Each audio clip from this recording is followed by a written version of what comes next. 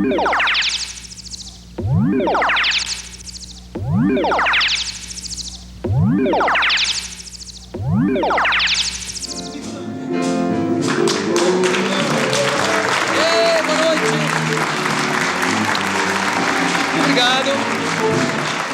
Estamos aqui começando mais um Jô Soares 11h30.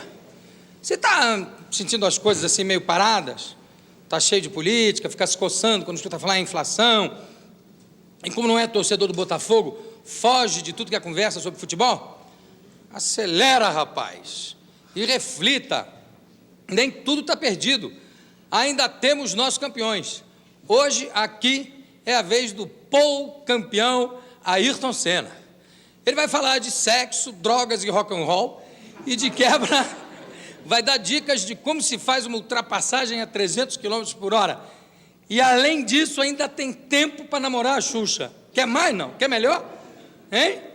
Então, espera pelo som do Vitor Biglione, esse argentino que usa sua guitarra para acompanhar 9 entre 10 estrelas da música popular brasileira. Vamos, rapaz, não fica aí parado, não. Fecha as portas e janelas, puxa o cobertor, coloque-se na posição mais confortável. Vamos dar a partida em 2 minutos. Até já.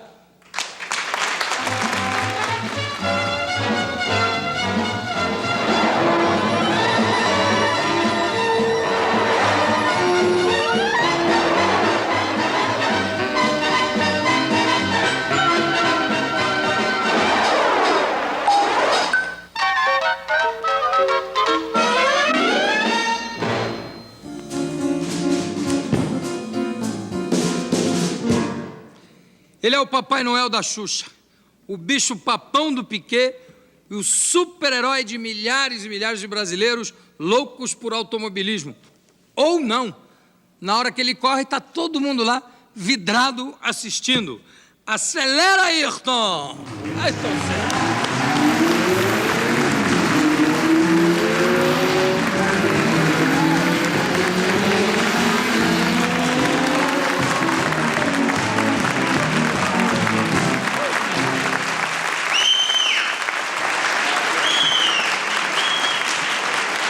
Olha aí, rapaz, é a chegada. O ruído que vocês ouviram não era do carro dele, é o do carro do Alan Prost, que está 2 voltas atrás ainda, tentando estacionar. Demorou mais vezes. Você sabe que há 1 ano a Rita já tinha ido à sua casa convidar você para uma entrevista, você estava viajando, estava fora, está sabendo disso, aí?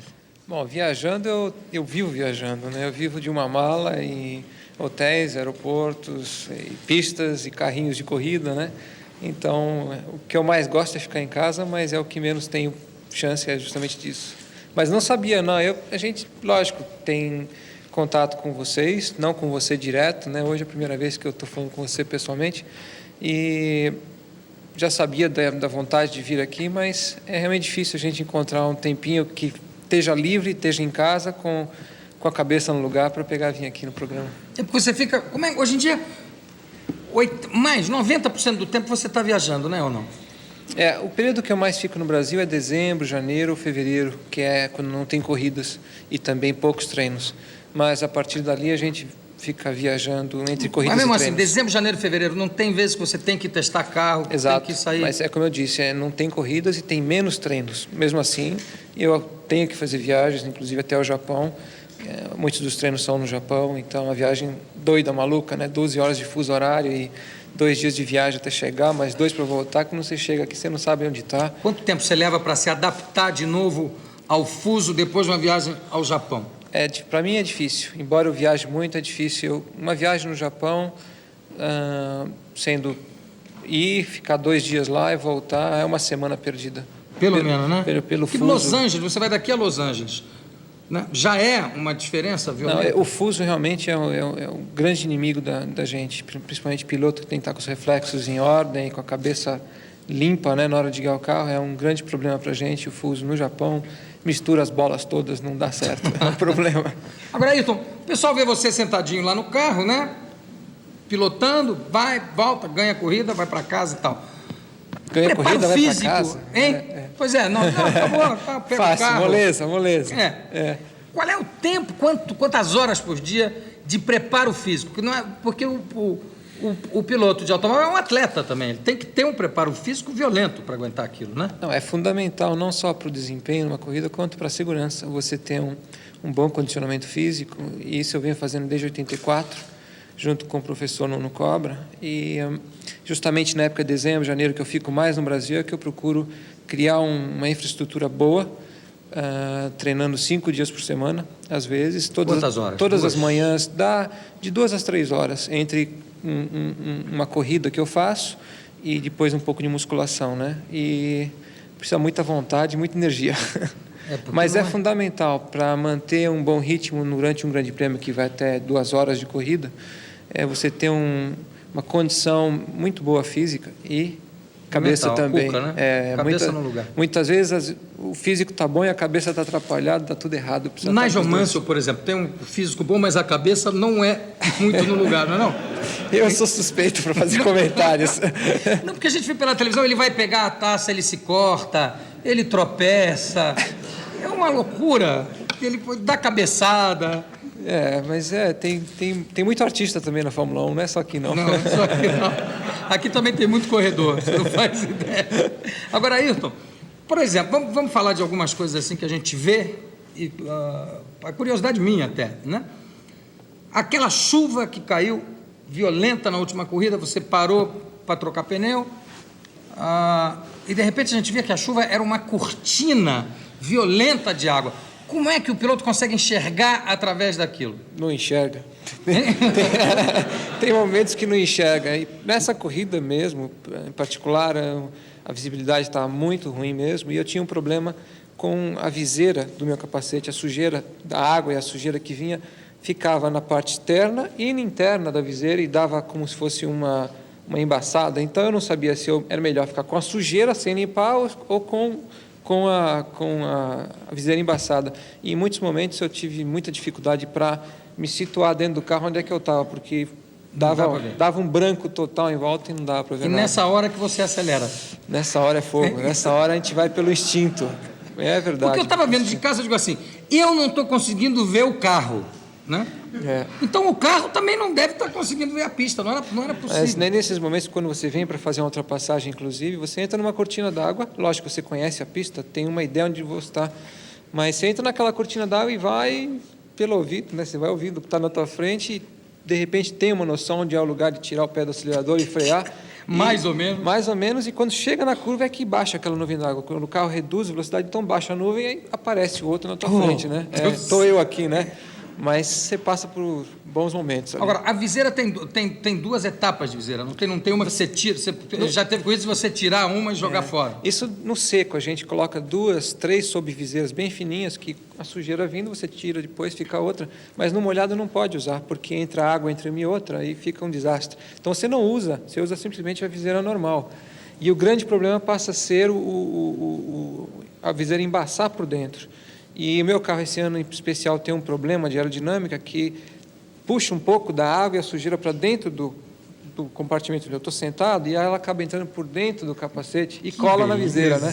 Então é um Mas é só 2 horas isso, né? Pouca coisa toda. Moleza. Aquilo chega a encher de água ali dentro? Não. Tem escoamento, a drenagem do carro é boa. Não, e acho que também o calor que a gente produz ali dentro seca tudo. Agora, Ayrton, você acha que essa tendência da gente ter bons pilotos, como é o caso do Emerson, era o caso do Patti, é o teu caso, é o caso do Piquet, você acha que o brasileiro é bem dotado como piloto de automóvel? Não tem uma resposta clara para dar a entender uma indicação por que o brasileiro é tão bom no carro de corrida, né? Criou essa imagem. Eu apenas acho que a gente está longe da Europa, são 10, 12 mil quilômetros de distância. Quando o cara sai daqui e sai para longe, fica longe de amigo, família, sozinho, com uma mão na frente e outra atrás, que é a maioria assim, para viver num país diferente, supostamente Inglaterra, idioma, alimentação, o clima maravilhoso naquela ilha, né? Tudo diferente. E sozinho, para enfrentar um desconhecido, é porque está com muita vontade. Então tem aquela garra, aquela determinação e aquela vontade de vencer que os europeus naturalmente não tem, porque está tudo ali em volta deles, ao alcance fácil, e a gente tem que lutar muito para chegar lá.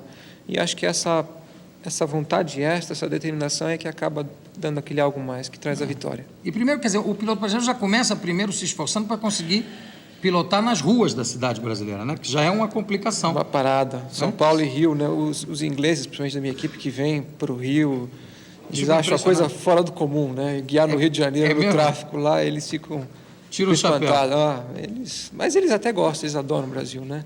O estrangeiro em geral, eles adoram a caipirinha, o mar, a praia, o sol, o calor. Quer dizer, vagabundagem todo mundo adora, né? Isso aí não tem jeito. Vida boa, né? Vida boa. Eu encontrei um dono de restaurante. Eles gostam de sofrer. Gostam de sofrer? Gosto de sofrer também. Encontrei um dono de restaurante na Alemanha que disse, brasileiro, vai voltar para o Brasil, vai vender isso aqui, vai voltar para o Brasil, que sente falta de uma coisa que só tem no Brasil. Falei, o que é a praia? Ele falou, não, esculhambação, aqui não tem. Aqui na Alemanha tudo muito certo. Não serve. Pois é. Eu tenho um amigo alemão que também é um executivo de uma grande indústria alemã e vive naqueles padrões de tudo certinho, arrumadinho, pois um país que ele adora vir é no Brasil e ele vem meia dúzia de vezes por ano e chega aqui, perde o ritmo, perde noção do que está fazendo, do que deixa de fazer, doido, né? Fica de shorts, descalço. Outro dia eu estava em frente ao hotel no Rio, e aí ele estava saindo e falei, Gert, tchau, então, tchau. Daqui a pouco passa ele com um Corcel, desculpa o marketing aqui, passa ele com o Corcel, com a traseira toda amassada, com o porta-mala aberto. Eu falei, Gert, tá aberto. Defecto. Vai em frente, não tá nem aí. Numa boa. E é daqueles alemães que tudo perfeito, né? Então, aqui já está todo esculhambado. O pessoal vem aqui e solta a franga, né? Deixa correr. Amanhã casa com a mulata, se instala aqui, fica bebendo caipirinha na beira da praia. Adoram, né? E escuta, você começou a pilotar, a guiar carro com que idade, Ayrton? 7, é isso? É verdade? Não, guiar carro eu não me lembro, porque eu sentava no colo do meu pai, do Milton, e mandava ver, Mas que né? idade você tinha? Eu comecei a guiar kart com 4 anos de idade.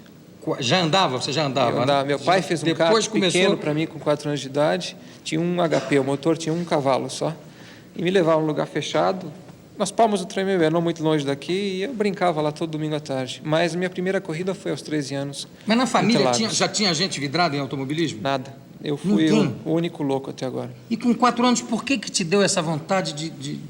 Não me deu, foi meu pai que me colocou ali, eu nem sabia que era gente.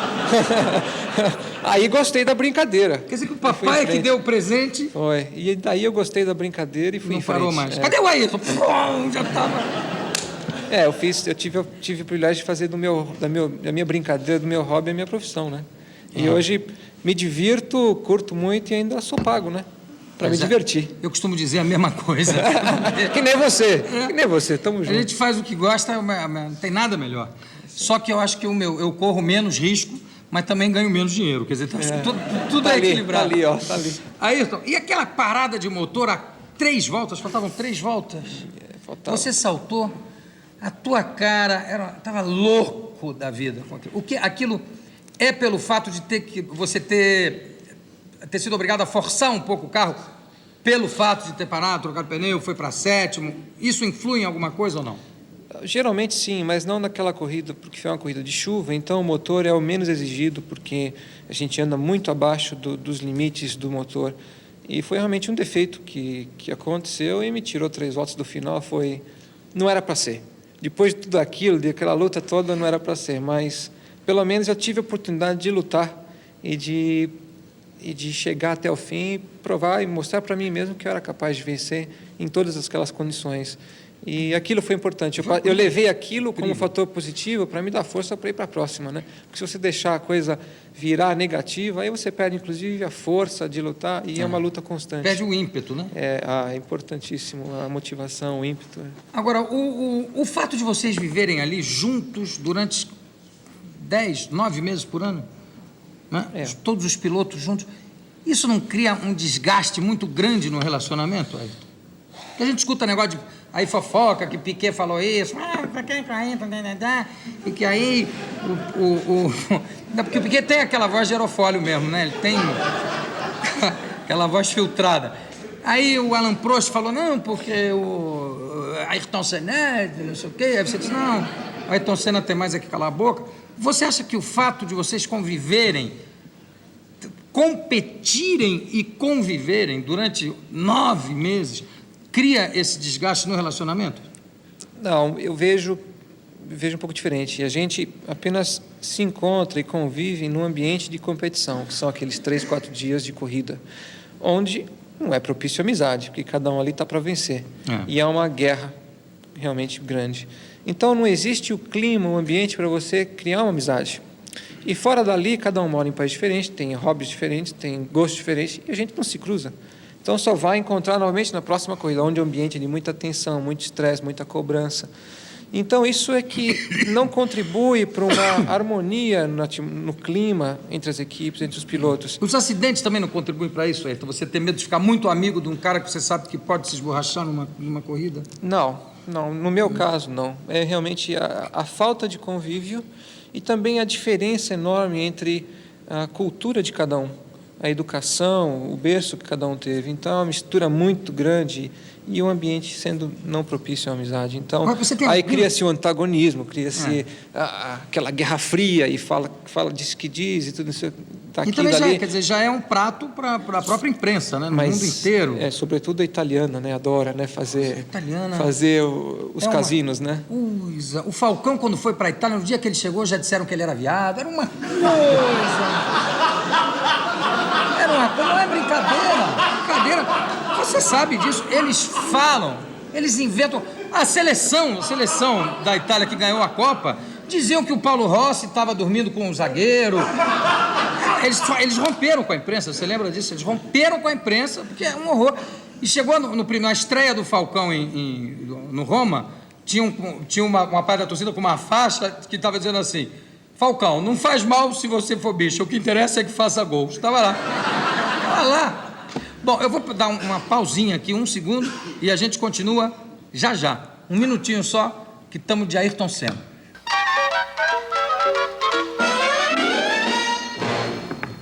Continuando aqui o nosso bate-papo, a nossa conversa com Ayrton Senna. Ayrton, vamos falar um pouquinho de segurança. Eu acompanho corrida de Fórmula 1 desde moleque, quando estudava na Europa. Foi o auge da Mercedes, com o Fangio, com o Levesque, que depois morreu naquele acidente estúpido lá. E eu me lembro que a segurança era uma coisa até meio ridícula, né? Quer dizer, eu me lembro ainda antes disso, do tempo que o pessoal corria com aquela touca de couro, né? Uma touquinha de couro, ia soltão dentro do carro. E hoje em dia você vê o carro se arrebentar, se espatifar e o piloto sair inteirinho ou chamuscado, como foi o caso aí do Berger. Esse tipo de segurança são vocês que começaram a impor? Como é que desenvolveu-se isso? É uma evolução constante da tecnologia aplicada nos carros de Fórmula 1. Então, a estrutura dos carros, onde a gente senta, o chassi que a gente chama, o monocoque, evoluiu demais. Os materiais que são aplicados, a forma da fabricação, fez dos carros muito rígidos, muito fortes, e com uma estrutura, inclusive, para absorver impacto, sobretudo frontal. E, além disso, as pistas, os autódromos foram sendo ajustados, modificados, novas áreas de escape foram criadas, maneiras de diminuir a velocidade do carro quando sai do asfalto antes de bater. E tudo isso foi contribuindo constantemente para uma maior segurança no caso de um acidente. Não só prever o acidente, mas também no caso do acidente... De não acontecer. Exatamente, de absorver o impacto. Exato. O negócio da saída, da retirada dos turbos da corrida, você acha que influi em alguma coisa a nível de segurança? Eu, particularmente, sim. Eu acho que sim, porque... Você acha que melhorou? Nos turbos a gente tinha também um perigo de um incêndio também muito grande. Porque o turbocompressor é uma peça, né, que funciona a 1000 graus de temperatura. E no impacto, existindo vazamento de óleo ou combustível, por consequência, você tinha um incêndio. Encostou ali, pegou fogo. O turbo, qualquer coisa ali perto, a 1000 graus de temperatura, tem um incêndio. Por outro lado, a gente usava um combustível que era menos volátil. E, atualmente, com a volta dos motores aspirados, a gente tirou o turbo da jogada, então não tem mais esse perigo. Mas os combustíveis foram modificados e não estão ainda, digamos, num ponto ideal em termos de performance, E eles, no momento, o combustível no momento é muito volátil. Então, O grande pavor do piloto de Fórmula 1, hoje em dia, é o incêndio ainda, né?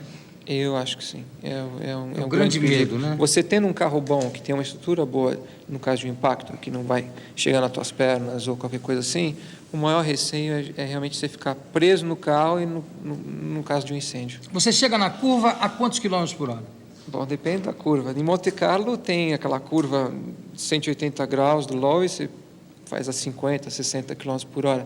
Em compensação, a gente tem uma curva nessa próxima corrida agora em Paul Ricard, no final da grande reta, chama curva de Sins, uma curva de 90 graus, mas muito longa. A gente chega nela a 290, 300 e passa por ela a 270, sai dela a 260, então é muito veloz. E quantas mudanças por corrida? Eu já fiz a 2 horas conta, de corrida. eu já fiz a conta várias vezes em Monte Carlo, que é uma pista onde a gente mais usa o câmbio, chega a 2.500, 3.000 vezes. Então, 2.500, 3.000. então precisa ter um câmbio muito bem arrumadinho, uma alavanca de câmbio correta, luvas muito boas e uma pele já meio calejada para aguentar. Já tem calinho? Deixa eu ver aqui. Um pouquinho. Tem mesmo, tem mesmo. Para aguentar, porque você transpira, né, com a transpiração a pele amolece e com a vibração e tudo mais, o atrito acaba abrindo, né? Mas Agora, o carro, falar do Emerson agora que está lá, vitória em cima de vitória, esteve aqui, inclusive, no programa, dando uma entrevista simpaticíssima. O carro da Fórmula Indy, ele é mais agressivo, ele é mais violento que o da Fórmula 1, né? A nível de velocidade, etc. A Indy tem duas características. Ela faz corridas naqueles ovais, onde a velocidade é constante, não existe troca de marchas, nada. Vai, sai do box, troca as marchas, coloca na última delas, que é a sexta, e vai em sexta o tempo todo. Então, ali eles desenvolvem velocidade de 350 km por hora, até perto de 400. É muito veloz. E depois fazem corridas em pistas normais, como nós corremos. E até rua também, né? Rua também, como nós. E nessas pistas, eles são mais lentos, porque os carros deles são mais pesados, eles têm mais limitações no regulamento, então... Tem mais limitações. E como consequência, o carro, conjunto chassis, motor, pneus, freios, não é tão sofisticado quanto o carro de Fórmula 1. E a segurança? É igual? É boa, é muito boa, sobretudo porque, por eles terem um carro pesado, relativamente pesado, eles podem ter mais material no carro para torná-lo mais robusto. A Fórmula 1 tem um peso mínimo, e todo mundo procura ficar perto do peso mínimo, porque isso é performance, e isso faz com que muitas equipes que não têm estrutura técnica não construam um carro forte tecnicamente. Então, em alguns impactos, se machuca. Qual foi o maior sufoco que você já passou numa pista de corrida? Foram muitos, né? Mas o acidente mais grave que eu tive não foi de Fórmula 1, foi de kart, por incrível que pareça. E foi em 80, 81. E foi um impacto totalmente inesperado, onde eu fiquei prensado entre uma tela de proteção e o kart. Me espremeu. E não foi no Fórmula 1, onde eu tive também vários acidentes, e graças a Deus nunca me machuquei. Meu santo é forte, né? O anjo da guarda é forte. Mas você está sempre passando por susto. A única diferença é que a gente acostuma. Então, mas você toma um susto, né? É constante. Você tem sempre a sensação do perigo, que inclusive é muito atraente. E sente aquele friozinho aqui, aquele frio que nós, comuns mortais, quando está no trânsito e pá, o cara avança o sinal, você... E sobe aquele frio. Né? Olha, na Fórmula 1 também tem isso?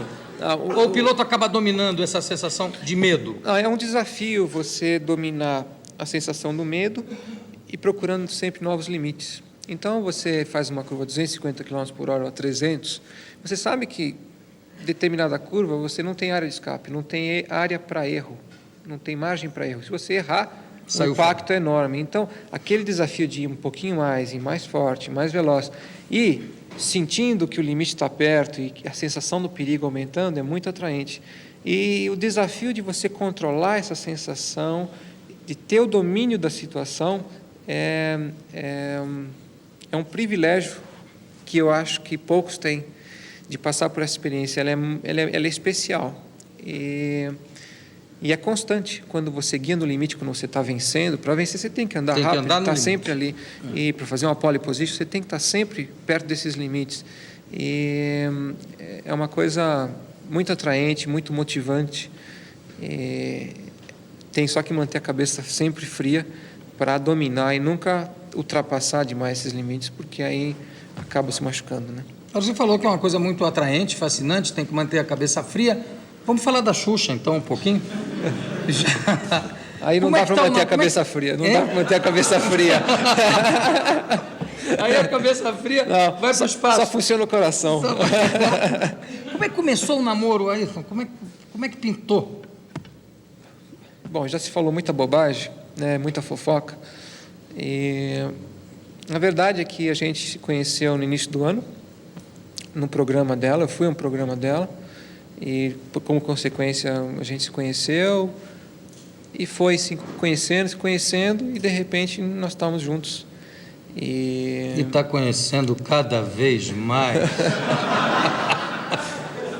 Sim, mas ela é uma pessoa especial. Uma pessoa adorável. Ela é adorável, realmente, e ela é atraente demais como mulher, como cabeça, como astral. É realmente difícil de controlar, não dá para controlar. Não dá. Eu vou voltar a convidar a Xuxa para ver aqui. Aliás, a Xuxa começou trabalhando no meu programa na Globo, que era, se não me engano, era o Planeta dos Homens. Não sei se era o Satiricon ou o Planeta dos Homens. E já era uma pessoa, uma menina encantadora, um amor de menina. Xuxa, vem aqui, pede lá, fala com o Bonifácio para deixar, tá? Vem aqui no casamento na TV, vem. Agora, o Ayrton, e o negócio da grana na Fórmula 1? Porque as pessoas ficam muito impressionadas, evidentemente, com o que você ganha, com o que o Prost ganha. Quem ganha? Um rapaz francês, um baixinho. O Prost ganha. Quanto o Prost ganha? Quanto você ganha? O Emerson ganhou 1 milhão na corrida e tal, mostrou aquele dinheirão todo. Coisa bem de americano, adora, isso é fantástico, né? Que o brasileiro tem vergonha de ganhar dinheiro. Diz, não ganho nada. Tal, né? Pergunta para um bilionário, como é que você está? Eu estou bem, hoje em dia eu estou bem. Coisa de maluco. O americano, ele mostra logo, aqui $1 milhão e tal. Mas não é todo piloto que é disputado na base dos 7, 8, 10 milhões de dólares, né? Quantos? Não sei. 2, tá bom? 15, digamos. Se você pegar dos 30 pilotos que tem na Fórmula 1, 5, 6 ganham bem. Entre os 3 aos 8 milhões de dólares. E dali para baixo cai muito, para $1 milhão mais uns 4. E dali para baixo, muitos pagam para correr. Então, muitos pagam para correr, porque tem muito piloto novo querendo entrar com um patrocinador que entra na equipe, etc. Então o piloto quer ter um carro para correr. Ele não quer saber de dinheiro. O negócio é tão louco, tão maluco, que o negócio é correr. Foi o meu caso. No primeiro ano que eu corri de Fórmula 1, eu queria um carro para correr. Eu não queria saber se eu ia ganhar ou deixar de ganhar. Eu queria ter meu carro para poder sentar lá, guiar, fazer o que eu queria e mostrar que eu podia fazer alguma coisa. Você mostrou um carro que sumiu depois, então, né? Depois a gente ia conversar. No ano seguinte a gente ia conversar, mas no primeiro eu queria guiar. E é o que todo mundo procura fazer. Então, poucos ganham muito bem. Mas o caso, eu vou te perguntar, por exemplo, o Clay Regazzoni, tá? Foi acidentado, ficou paralítico. Cadeira de rodas, Cadeira de rodas e tudo. Quando ele parou de correr, ele já estava bem de vida? Estava porque ele correu muitos anos, né? Mas não era um enorme. Embora, na época, $1 milhão era, digamos assim, o sonho de um piloto ganhar. E hoje a coisa mudou, porque o business na corrida, na Fórmula 1, nas corridas, realmente tomou conta de esporte, sobrou muito pouco, né? Loucos são pouquinhos lá que arriscam a vida mesmo pelo gosto. E na época dele era mais romântica, era mais aquela tal história da vida maravilhosa do piloto, que tinha 1000 mulheres, iates, aviões, boates, discotecas, etc. Hoje em dia a gente chega na pista às 8 horas da manhã, sai às 7 da noite, e você sai quebrado, você quer comer alguma coisa e dormir, não tem essa história de badalações, né? E naquela época era bem diferente. O Clay, inclusive, tinha muita fama de ser um autoconquistador, né? Vivia nas noites afora aí. E não conseguiu conquistar a Xuxa. Agora imagina quem consegue. Como é que fica? Mas então, quer dizer, naquela época era mais Trabalhava-se assim. trabalhava-se Não, muito claro. menos também, diga-se de passagem. A gente treina hoje um absurdo de dias por ano. Naquela época, praticamente, ia-se às corridas, fazia a corrida, depois ia para casa e ia cuidar da vida. E pronto. Hoje, realmente, um piloto profissional dedica-se totalmente à profissão, tanto guiando, treinando, alguns compromissos promocionais, como no condicionamento físico que toma muito tempo da gente. Né? Quando teve a corrida lá de Indianápolis, né, essa que o Emerson ganhou, estavam falando de curiosidades lá de Indianápolis, teve um francês maluco que ganhou um grande prêmio lá de Indianápolis, que cada vez que ele parava no boxe, tomava uma garrafa de champanhe. E chegou 12 minutos antes dos outros. Ficou que nem um maluco. Hoje em dia não chega nem perto de um carro quem toma um gole de bebida, né? Não, já foi o tempo. Quer dizer, o lado romântico do automobilismo Já foi o tempo. acabou Porque mesmo. O fato é o seguinte, você pode guiar um carro de Fórmula 1 1 hora e meia, 2 horas, sem fazer um preparo físico. Não tem problema, você pode guiar. Só que a tua performance vai deixar muito a desejar, levando-se em comparação ao nível que De quem está se joga. preparando. Exatamente. Então, é o tal negócio, empurrando os limites pouco a pouco, cada ano, e um empurra daqui, outro vai dali, vai, e é sem fim. A gente, para vencer, tem que estar disposto a fazer o troço para valer, com muito amor, sobretudo, também. Agora, você chegou a ser fã do Emerson? Qual é a influência que o Emerson teve, se é que teve, na sua carreira? O Emerson foi, na época do auge dele na Fórmula 1, o meu ídolo. Isso era 73 a 76, e eu apenas assistia as corridas pela televisão. Corria de kart, tinha 13 anos, 13, 14 anos, então eu levantava domingo cedo, como muita gente aqui faz, para assistir a tal da corrida no domingo pela manhã, e vibrava e curtia, mas aquilo era uma coisa do outro mundo para mim, não existia no meu mundo não tinha nada daquilo, era um sonho. E depois, quando eu passei a correr e fui, de repente eu vi que eu estava fazendo parte daquele mundo, mas nem por isso o Emerson deixou de ser um ídolo para mim. E, diga-se de passagem, o Emerson passou por momentos difíceis, né? Foi muito queimado, entre aspas, sobretudo pelos brasileiros, pela imprensa. E é bonito ver ele dar a volta por cima e estar aí com tudo, volta, né? hein? É isso aí. E inclusive ele parou de correr na Fórmula 1 na tua idade, né? Mais ou menos? Um pouquinho mais.